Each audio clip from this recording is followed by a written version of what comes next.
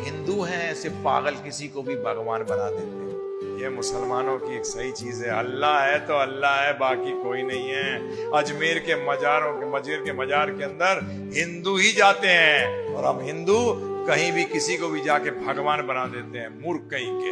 अब देखिए हमारी हालत, डॉक्टर ने अगर बचा दिया तो क्या बोलते हैं उससे, आप तो हमारे लिए भगवान है। परंतु मुसलमान कभी नहीं कहता आप मेरे लिए अल्लाह है, फरिश्ता कहता है इस वक्त, परंतु अल्लाह कभी नहीं कहता। परंतु हम किसी भी, उसको अंग्रेजी में कहते हैं टॉम डिक एंड हैरी, किसी भी चलते फिरते को भी भगवान बोल देते हैं, बेशरम कहीं। अरे गधे को पिता कहो तो किसकी इज्जत बढ़ती है, गधे की या पिता की नीचे गिरती है, बताइए आप मुझे।